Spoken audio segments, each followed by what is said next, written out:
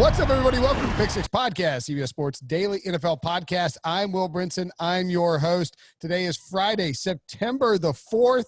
We are nearing the week of football. The next time you hear this podcast, I think we will be talking on a week in which professional football, as we understand it, will be played. The Chiefs and the Texans just less than 7 days away, which is kind of amazing. And this is the end of gambling week, in which we break down the best things to bet on in week one. And we can't do gambling week without bringing on the Wizard of Odds, good friend, great friend of the program, Kenny White at K Whitey Vegas. Kenny, what's going on, buddy? Thanks, Will. Oh boy, this is amazing. You know, we had that time off in March, April, May, going into June, and then all of a sudden now everything's going on at one time. You got UFC, NBA, NHL, Major League Baseball, college football, and the NFL. Everything all at once. And the U.S. Open and professional golf at like the peak, at the height of its game. We're gonna have tennis. Tennis. I know the U.S. Open's fantastic. I'm enjoying it. I'm sweating out a Bautista Agut. It's like minus 6.5 as we watch this, and I think it's dead. But look, we're gonna get. And if we're going to get Jim Nantz is going to go from calling a game, an NFL game, into like calling the Masters on one Sunday, I think, or I don't know how he's going to do that actually. So that's above our pay grade. It looked a little dicey there for a while, Kenny, for people who analyze sports and or analyze sports gambling. But now we get to look at week one odds. It's felt a little far away until now, but let's start. And bear in mind, we'll talk about this next week as well, because we're going to make week one picks. But given Kenny's expertise at looking at the first week, and looking at sports in general, and believe me, Kenny and I have gotten on a tear before in the past. It's entirely possible. We want to look at week one NFL games with you. So I'll just ask you. I mean, let's start with the Thursday game, because that's the game. We've noticed this with the handle, which is the amount bet. And I got a request. We'll do betting 101 at some point. We'll do that down the road. But the handle means the total amount bet for a particular game. Like the handle for that random Central Arkansas game or whatever it was on Saturday was apparently like bigger than like the 2019 Master. You know what I mean? Like it was insane how big it was. Yep. I would have to imagine this Chiefs-Texans game, the handle is going to be outrageous.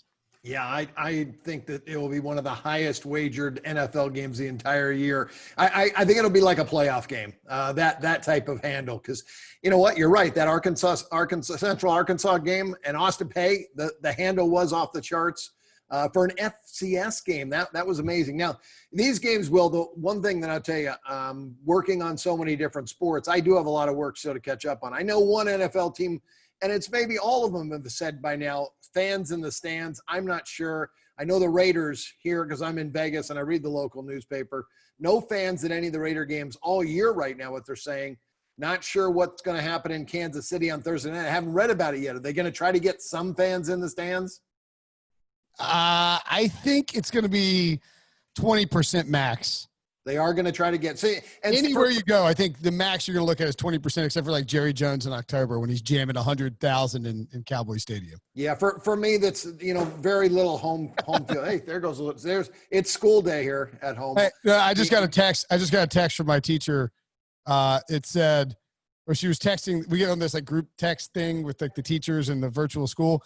Hey, Brenda, can you talk to Robbie about inappropriate use of the chat? He's been asked several times to stop. I don't want to have to remove him. So yeah. So he's sending out lines. He's trying to get people to make bets with him. That's right. Yeah. No, I think it's worse. He may have used a potty word in the chat, which hopefully just an accident, but we shall see. Anyway, so look, yeah, kids, welcome on this podcast. Although I don't know why you would let a child walk around a sports book like that. Anyway, so we look at social distancing. Yeah, so I think they're going to be 20% of the fans in the Chiefs Stadium. How are you approaching this game? Is there anything about the line that you like? The last we saw was, the Chiefs down 24 points and then blowing out the Texans and covering every imaginable pre and live spread possible en route to their Super Bowl victory. What are you looking at in this game? Yeah, well, that's big to me because it's going to be all about motivation. And then, you got the target on your back with the Chiefs winning a Super Bowl. How much motivation do you have? Houston has all the motivation in the world. They've been chewing on that bullet since that game that they lost in the playoffs. I think this is one they've really pointed to. And again, without fans in the stands, the Kansas City Stadium is one of the best in the NFL. 3.5 points I give for them at home. But with just 25% fans, I'm going to give 0 because I just don't think there'll be enough. It won't be loud enough to affect the game whatsoever either way. So I like the revenge factor. I've always been high on Deshaun Watson. I think he's one of the top 5 quarterbacks in the NFL. I think he's got great he can make all the throws. He's got great mobility. He can run out of the pocket. He does run into a couple sacks. That's probably a negative, but I think the more experience he gets, and I think he's got 48 starts in the NFL, he continues to get more experience, the better you're going to see this guy get. I like Houston's team. I think the number is overinflated. I think it's just way too high. Very few side plays on the first week schedule right now. But one of them is Houston, and I love them plus the points. I think they're in this game all the way. And now, Will, totals without preseason games and without really a summer camp, without the extra time they normally have, the defenses I feel are going to be way ahead of the offenses. I'm going to be looking for unders. I will not bet one game over, not one in week one, probably in week 2 either. I'm going to look for unders, and I'm going to look for games where the public steams the over and it moves 2 points. I will jump all over those unders in those type of games. So the thing about this game is that everyone is going to look at the playoff matchup and they're going to see that Kansas City rolled and they're going to want to bet the Chiefs. No one, I mean, like, I know in my head, Kenny, that the Texans are the play here. They're getting 10 points with Deshaun Watson, and I understand Andy Reid's had tons of time to prepare, but like, you still, so is Bill O'Brien, which I guess is good. Everybody and their brother wants the Chiefs in the over here. It's the first NFL game. You want to feel alive. You want the favorite, and you want to see points scored. But you're right. The reality is this could easily be a much more conservative game, because I think it was the over. We got 54. I thought it was 53. It's moved up. The Texans now at 9.5. Would you mind William Hill? Would you mind the Texans at 9.5? Is it anything over a touchdown works for you, or where do you fall on that? Yeah, I made Kansas City 4. It's my number in the game, and I've got to add in all the information. And the one thing I give 2.5 points for revenge, and this is a revenge situation. Houston lost in the playoffs. That's kind of the biggest revenge you can get. So I've got to add that in. If there was no revenge, I'm making the game 6.5. That's the difference I have between these two teams. And again, I'm not giving home field advantage. So on a normal year, let's say no revenge, full crowd, my numbers are saying the game should be 10. But I cannot give any home field. Home field is all it is the crowd noise affecting the officials to give a call or two to the home team and maybe take a call or two away from the visitor. And that's all really home field advantage is. These guys are professional athletes. They play in the same size field they play at their own home. They're not intimidated by the crowd noise. The officials are intimidated by the crowd noise. And that's what, sways home field advantage. Maybe there's a difference in Denver because of the altitude, and that's worth points because of players are not used to playing in the altitude. But these guys are professional athletes. I'm not giving any home, like I said, and my number's 4 with the revenge factor for Houston. I think this game comes down to a field goal at the end of the game. I'm with you. I think it's in. Now, do you think it's one of those situations where people are listening to this on Friday, you have 7 days to bet it. You have to be a little careful, obviously, because of COVID, 19 in the 2020 season, and you don't want to see guys removed from the injury report. But I feel kind of safe about week 1. Like, if you want to take a line that you think might move, and certainly this feels like one that could get steamed back towards Houston as it gets like right around game time where sharps are kind of peppering it when it's 9.5 or 10. Is this a game you would feel comfortable going and taking despite the very influx nature of the season? I'm going to, for it being a standalone game, as you just said about 5 minutes ago, they just can't wait. They can't wait to make a bet on the NFL, and they all want to bet Kansas City and over. The general public money may dwarf the professional money in this game. Professional bettors are going to say, you know what, let the general public come in, let them move this game to 10, let them move it to 10.5 if they want to, and then we'll come in late. So I would suggest waiting. I haven't bet the game yet. I think it's going to go up, but I will be all over Houston. Also, I haven't bet because the COVID-19, we have no idea who's playing, who's not. Look at the college players. Every day we get a different college guy sitting out. So you don't really know, but I think if you're taking the dog, you're in a little better shape in most situations because The drop off is pretty drastic from Watson to McCarron, but the drop off from Mahomes to Henny is like astronomical. So right. That's the bigger drop off. So you'd be really getting hurt. RJ White pointed out on the podcast a few weeks ago, I think, but like if you're gonna bet a line early in the week, take the dog, because let's say, I mean, it would have to be Deshaun Watson really for this line to go from 10 to like 14. Well, I mean, only on the games that on Sunday, the standalone games, Monday night and Thursday, there's going to be so much general public money, and they love to bet the favorite. I would suggest otherwise. I'm going to wait on those. Right. He just meant it like from a Corona injury report standpoint, whereas like your line, like if let's say, I don't know who the example. Let's say Patrick Mahomes is ruled out. I mean, the Texans are like. All of a sudden the Texans are like -7, right? I mean, like maybe Deshaun Watson is out. I don't know, but like, would the Chiefs be -20 in this game? You know what I mean? Like, I don't know that it would swing that far. So like, if you were trying to find some sort of middle based on Corona, lean towards the dog. Again, like I said, I only made Kansas City 4. If Watson didn't play, I'm only making this game 10. Wow, I got a 6 point drop to McCarron now. If Mahomes doesn't play, I've got a 10-point drop. I'm making personally Houston 6. That's what I'm saying. If there's no Mahomes. So that's why you want to lean towards the dog, because you're just going to get more value and an opportunity to middle it. Whereas if you bet the favorite, and then that's sort of the move. And we'll go over that later on. But so you really like Houston this game, and it's going to be a must play for you. No doubt about it. Yep. Yeah. But I'm going to wait. I'll wait probably till Thursday, unless it starts to drop. But there's not a lot of difference between 9.5 and 7.5. I'll sweat the game. If it's going to fall 8, right. It fell 8. But you know what? It's not going to drop that far. There's no way it drops that far. If it's 9.5 now, the lowest this game will ever go is 8.5. That's my belief. But I do think it could get to 10.5. Yeah, and look, the handle is going to be huge. You're right. It's sharp money may not influence the movement quite as much, because it's all about it's not about beating everybody. It's about weighing out the money for the book, and then you get and you just collect a crap ton of juice, and then you walk away. The one bet you'll make, like the Super Bowl, though, if you want to make a bet now and you like Houston like we do, take the money line now. Because that's the one thing the general public's they're not going to lay the big price. They'd rather lay the -10 than lay -$6 or whatever the money line is. So they don't want to lay that -$7. But people are attracted to the big plus price. That's right. This game, there'll actually be a bargain. If you're a Kansas City Chief backer in this game, you're probably better off waiting close to game time and betting the money line on it, because you're going to get a really cheap price compared to what the spread is. Okay.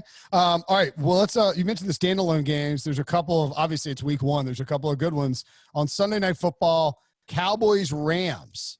What are your thoughts on Cowboys Rams? I have here on williamhill.com a line of Cowboys at LA, Cowboys -2.5, -115, and the over under 51.5. Another enormous over under, which, for one new offense, and one offense that sort of struggled some, and two teams that really like to run the ball, we think. The Rams like to throw it. They throw it 60% of the time, but they may get a little more conservative this year.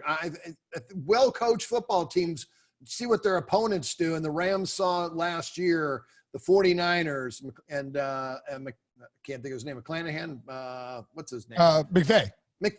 Shanahan. McClanahan. Shanahan. Shanahan. Run the football. And San Francisco was very successful running the football. I think you're right. The Rams will get back to their roots a little bit. They will run it more. For me, I feel like McCarthy is a guy that likes to open the offense up and throw it around. I thought that would be good for this team. They have so many weapons. Dak has a chip on his shoulder. I really like the Cowboys, but again, in a short amount of time, a new head coach bringing in new systems, I'd much rather have the team with the continuity the Rams have, with their head coach, their quarterback, their system in place. And this is still a really good football team. I think they were in the Super Bowl 2 years ago, and have the best defensive player in the world on their side. So I like the Rams. I made them a small favorite. I'm taking 3 with them. Yeah, all right. I can get down with that, especially given – and look, the Cowboys are America's team. Again, and I think this is really important for week 1, because we are under the impression that these players will all be out there. Like, COVID-19 shouldn't be a problem for you in week 1. If it is, you have bigger issues to deal with amongst your team. And again, people are going to be pawing at the dirt to bet on these big primetime games. People love to bet on the Cowboys. The Cowboys are a very popular preseason team. They're going to be picked to win the Super Bowl by a lot of people or make the Super Bowl. They are going to be a team that people take the over a 9.5 on, and people think Dak Prescott's going to win MVP, et cetera, et cetera. You get the Rams, who were just terrible last year and won 9 games as a dog at home. Although Kenny, I think the last time we talked, we loved the Rams in the Super Bowl, so that may not be. Yeah, no, yeah. Now, a little bit about somebody got out coached in that game. We should have had Goff roll out the entire game, but they didn't do it. They did it early, but stopped that. They should have done that. I thought McVay peed down his leg after he saw Belichick in the pregame. He said, "Oh my God, it's good to see you, Bill." And he hasn't recovered since. Goff didn't recover. He couldn't recover from it last year. I hope he has a better year this year. You mentioned both teams like to run. I think the Rams will run more. I think Dallas will run quite a bit behind that great offensive line. This total is 50 right now. I only made it 45. This will be one of those totals that I talked about earlier that I know is going to go up because the general public will bet over. You're going to see 52 on this game, and it's going to 0-0 after the first quarter. We're going to be in great shape on the under 52 in this one. Okay, I like this idea of, frankly, almost parlaying all the big primetime game unders. Yeah. Or just hammer them. Just hammer the unders in these primetime games as your bets out of the gate, because they're in the 50s. And we've seen repeatedly, Kenny, not in non-corona off seasons, week 1 and week 2 and week 3 are borderline like preseason games because these teams are still getting used to it. And now they've had even less time. So it makes a whole lot of sense that you would take the unders here. All of these leagues that have tried to pop up here, the AAF, the XFL, every single league, that none of them have ever done preseason games because they know that it's going to cost them money and they can't do it. And every one of those leagues scoring is down a touchdown the first 2 weeks of their season. And then they start to pick it up in week 3, 4, and 5 because they get that continuity on offense. I think the NFL is going to be down a touchdown in week 1. Average score 44 a game. Average score could be 37 a game week 1 in the NFL. And so we're ready for this when it happens. And I'm not going to let myself get fooled like I usually do, Kenny. When we don't figure out in week 3 that the unders are hitting and then start betting unders. like I'm telling myself this, I'm telling everybody else this. You gotta be willing to stare at these teams and these matchups and because I think that mentally you see Rams and Cowboys or Chiefs and Texans, you're like, they can score 55 points. That's no problem.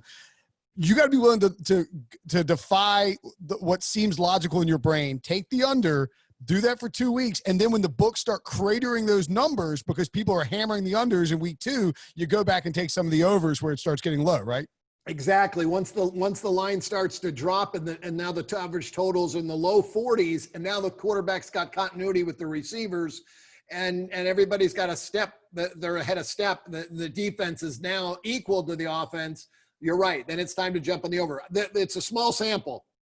We have college games this weekend, but that first college football game, the total opened 40 and a half. Way under. Was bet up to 48, and I loved it over because those two teams should really play to like 55. Yeah. Well, the first play of the game goes for a touchdown. It's 7-0, 5 seconds into the game, and they had every opportunity in the world to score. Both teams had the ball 4 times each, and there was still 10 minutes left in the first quarter, but yet they couldn't score because the defenses were ahead of the offense, even an early touchdown. So even if you get an early touchdown in some of these NFL games, don't panic. If the total goes up in game, I'm jumping on the under still because the defenses are definitely going to make the better adjustments in week 1 and week 2. No, that's a great point for week 1, Kenny. And I think that people who have the opportunity to live bet these football games, if you see a kickoff return or a jailbreak or a long touchdown pass, because you're watching Red Zone, and obviously you get an alert and a cut in for that game.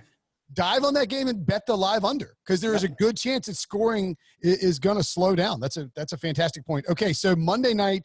Actually, before we get to Monday night, let's dial it back to Sunday afternoon. Don't want to get too far ahead of ourselves. Another game where I think people will be expecting a ton of points, and I personally don't think it'll happen. Drew Brees, Tom Brady, Buccaneers, and Saints. The Saints are -3.5 at home against Tampa Bay.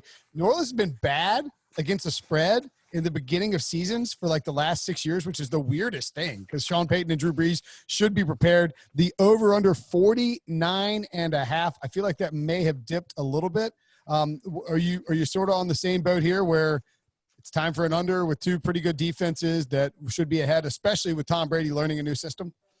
Yeah, exactly. A new system for Tom Brady, new teammates. Is he going to have the continuity? They're going to be on time. I don't think so.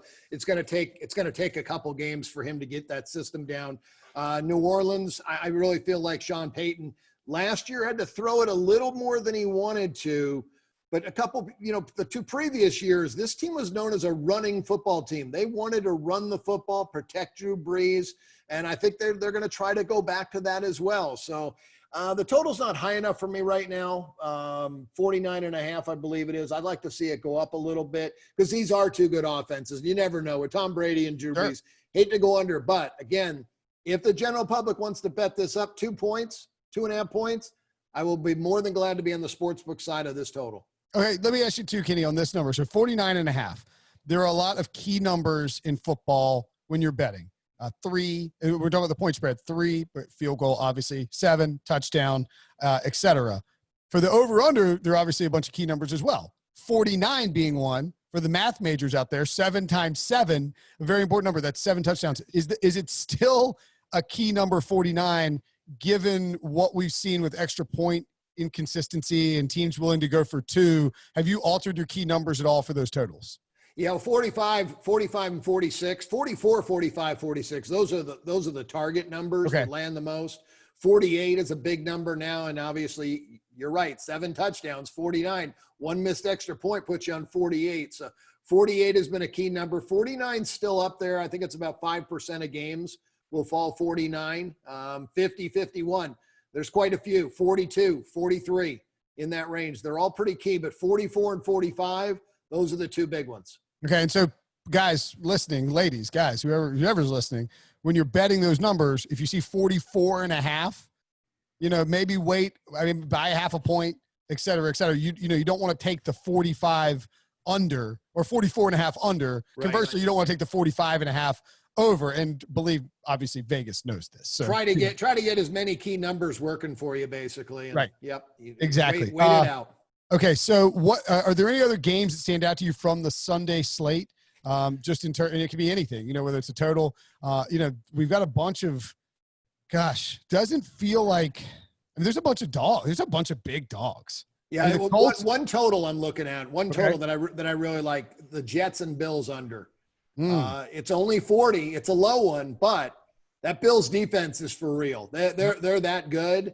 And I still have question marks. Is Josh Allen really going to be that guy in the NFL? We'll really find out this year. And is Sam Darnold that guy? But neither one is. They both have potential, but that just means they haven't done anything yet. So I would state rivalry. The Jets, their defense is solid. They had a great year last year. Even with a lot of injuries, their defense held that team together. So with no continuity early in the season, no preseason games, I felt 40 was way too high of a total for those 2 teams. Yeah, I feel like if you just looking up like a random Bills, I'm trying to do it. I'm trying to filibuster a little bit here while I do it, but I'm trying to see what the total points combined over 40 in a Bills and Jets game, how many times that has happened since, let's say, 2013. We will sort by date and year. And the answer is it has happened 9 times since 2013, but it doesn't happen a lot. Like they had 41 points, or they had 40 points. They hadn't happened since 2018. So like it happened twice in 2018, but we're not talking a ton of points. It was like 41-10. I mean, this is a game that I agree with you. Again, week one, no preseason. You're talking about games that they actually had games under their belt at that point.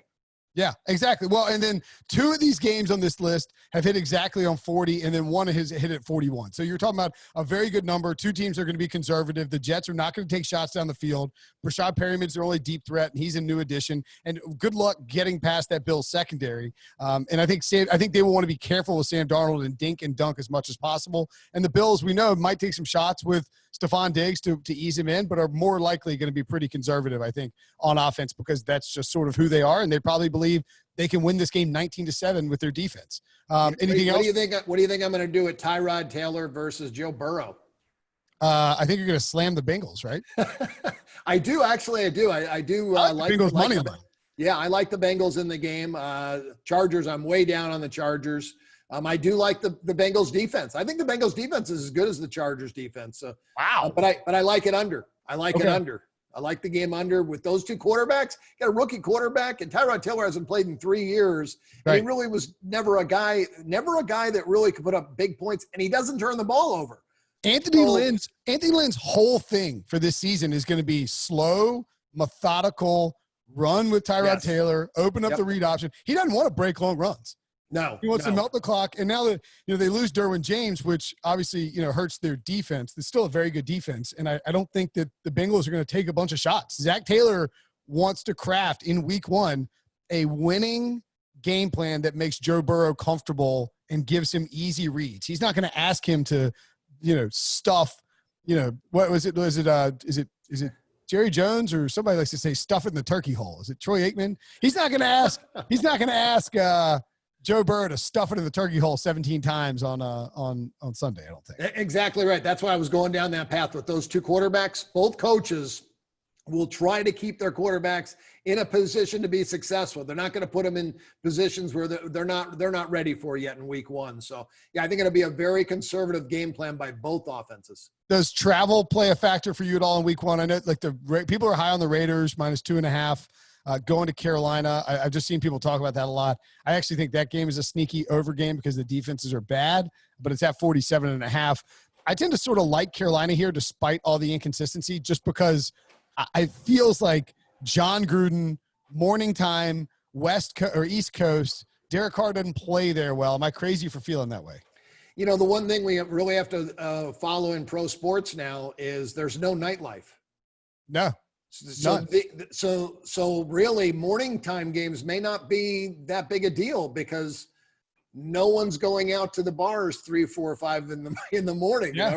Everyone's just going back to the hotel or going back home because there's nowhere to go. So nobody's going to the Uptown Cabaret in Charlotte. Everybody's focused. I'm not going to worry about. You're right. That has always been an angle for a lot of handicappers, and it's a valid angle. It really is because it's your. James Harden, mathematically does better in cities with great strip club scenes. He just does. I mean, he goes off in cities with good adult entertainment. So, yeah. All right. I'm just curious if that factored in at all. And finally, Monday Night Football. Let's touch on that really quickly. The Titans at the Broncos. I think Kelly Stewart told us that she's big on the Broncos in this game. The line may have drifted where Denver's now a 1.5-point favorite on William Hill. The total is 41.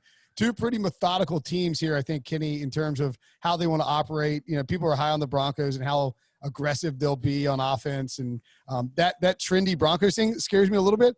But more than anything, it feels like Tennessee's at a huge disadvantage going to Mile High Stadium. Well, as I talked about the altitude there, but I'm going to give a big advantage. I'll take Mike Vrabel over Vic Fangio. Okay. Yeah, I think it's a coaching mismatch. We'll see. Maybe I'm wrong about Fangio. I think he's more of a defensive coordinator than he is a head coach. So defensive coordinator, head coach, conservative game plan with Drew Lock. Tennessee, they want to pound the football. They showed us last year. We're going to run it till you can stop us. So I think it's going to be another game that I'm going to love that hopefully the general public will bet it up from 41.5 to 43, get us over those two key numbers, 42 and 43. And this will be an underplay for me because, again, two good offensive lines, some really good running backs on both sides. And, Ryan Tannehill had a great year last year, but I think he's going to fall somewhere in between where he was with the Dolphins and what he did last year. Yeah, and I would expect that with the altitude – and the Titans just signed Stephen Gostkowski, who presumably they're going to trust to kick longer field goals, that you would see these two teams probably not go for it on 4th and short, and instead take some shots at field goal opportunities, which inherently leads to the under. All right, finally, the New York Football Giants hosting the Pittsburgh Steelers on Monday night in the early game. I went in the backwards version of that. The Giants dogs at home, the total 47.5. Are you backing Big Ben in his return to football without seeing him throw the ball in training camp? Yeah, I haven't seen him throw, so I can't back him if I haven't seen him. So I'm with you. You know, he's my favorite for the comeback player of the year because he's the most important piece of any player returning. He's the biggest point differential of any player I could possibly have. I think he's a 5-point upgrade over Devlin Hodges and Mason Rudolph. So they get a big boost in their power rating, but are we getting the full 100% Ben Roethlisberger? Week 1, I don't think so. There's no shot. So I took off a couple points of their rating and made the game 3. Okay. Big key number in the NFL. So, yeah, we'll see if the general public jumps on the Steelers. I guess I'll be more than happy to take the Giants and the points here in this one. This feels like you're on the Sportsline show on Monday leading into the game. You're like, listen, the public's hammering the Steelers. Give me the dog at home against a quarterback I haven't seen before. And then you pivot and say, and by the way, I'll take the under as well. Yeah, thank you. Yeah, we just tape that. Use it next Monday. That's right. Yeah, I'll save you. I'll save you a hit on CBS Sports HQ. All right, watch Kenny on Sportsline basically every night. They make him handicap Russian ping pong as well as college basketball and every other sport under the sun. Follow him at KYD Vegas. And what's the website people can go to get your college football? Perfect. KennyWhiteSports.com. Plus, I got the projection website going, but the magazine is out. It's going to be a 3-ring binder this year. Ooh, because fancy. It's been a 3-ring circus since March. So you got 77 teams, the correct schedules in the magazine, all the information you need. First half trends, second half trends for every team for the last 5 years. So I'll get you a copy. We'll all shoot you one out to your house. You're my guy, Kenny. Thanks as always, buddy.